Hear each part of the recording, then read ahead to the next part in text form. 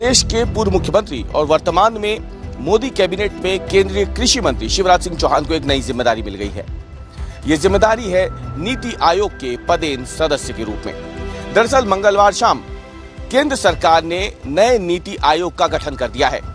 लोकसभा चुनाव संपन्न होने के करीब 1.5 महीने बाद नया नीति आयोग आकार ले चुका है और इसमें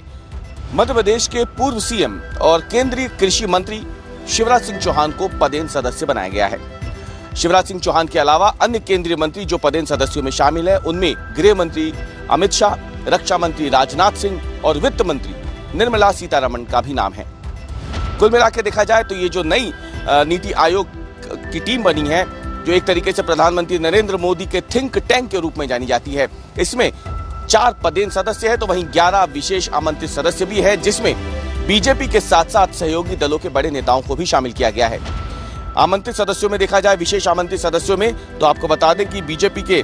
नितिन गडकरी, जेपी नड्डा शामिल है, तो वहीं दूसरी तरफ एनडीए के एचडी कुमारस्वामी, जीतन राम मांझी, राजीव रंजन उर्फ लल्लन सिंह, वीरेंद्र कुमार, राम मोहन नायडू, जुअल जोरम, अन्नपूर्णा देवी, चिराग पासवान और राव इंद्रजीत सिंह शामिल हैं। आपको बता दें कि ये जो नई टीम है प्रधानमंत्री नरेंद्र मोदी की नीति आयोग की, इसमें साफ तौर पर दिख रहा है कि बीजेपी के साथ साथ जो गठबंधन में जुड़े हुए जो दल हैं उनको भी विशेष तवज्जो दी गई है और कहीं ना कहीं इसके जरिए एक तरीके से प्रधानमंत्री नरेंद्र मोदी ये बताने में जुटे हुए हैं कि इस बार वो सबको साथ में लेकर के, सबका साथ सबका विकास, जो एक नारा प्रधानमंत्री नरेंद्र मोदी ने अपने पहले कार्यकाल में दिया था, उस पे अब आगे चलते हुए यहाँ दिखाई दे रहे हैं। इसमें अगर देखा जाए तो पीएम मोदी सहयोगी दलों को लेकर के कितने गंभीर है, इससे इस बात का अंदाजा लगाया जा सकता है। जब पीएम नरेंद्र मोदी ने मंत्रिमंडल का गठन किया था तब भी उसमें साफ तौर पर देखा गया था कि किस तरीके से बीजेपी के साथ साथ जो सहयोगी दल है उन्हें भी कई महत्वपूर्ण विभाग दिए गए थे और अब नीति आयोग में भी बीजेपी के साथ साथ सहयोगी दलों को एक भारी भरकम पोर्टफोलियो देकर के प्रधानमंत्री नरेंद्र मोदी ने बता दिया है कि वो सहयोगी दलों को साथ में लेकर चलने के लिए कितने गंभीर है।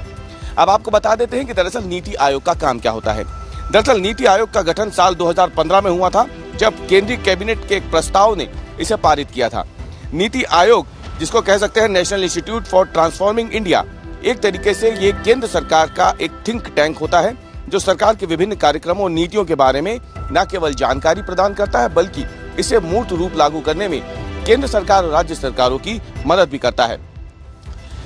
नीति आयोग केंद्र और राज्य सरकारों के साथ साथ केंद्र शासित प्रदेशों को भी समय समय पर सलाह देता है।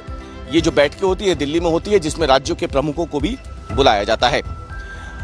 नीति आयोग की अध्यक्षता हमेशा प्रधानमंत्री करते हैं और इसके अलावा सभी राज्यों केंद्र शासित प्रदेशों के जो मुख्यमंत्री हैं और इसके साथ साथ केंद्र शासित प्रदेश विधानसभाओं के उपराज्यपालों की जगह जो है वो नीति आयोग के साथ साथ होती है। इसका उद्देश्य राष्ट्र और लोगों की सेवा के लिए सभी राज्यों को एक साथ काम करने के लिए एक साझा मंच प्रदान करना है और साथ ही में एक सहकारी संघवाद को बढ़ावा देना है। कुल मिलाकर देखा जाए तो प्रधानमंत्री नरेंद्र मोदी की एक तरीके से जो सोच थी नीति आयोग की, वो 2015 में साकार हुई थी। हर बार जो नीति आयोग है उसमें जो बदलाव होते हैं और अब क्योंकि लोकसभा चुनाव संपन्न होने के बाद प्रधानमंत्री नरेंद्र मोदी की एक नई टीम बन करके तैयार है, तो उसके आधार पर ही नीति आयोग की भी नई टीम अब बनाई गई है।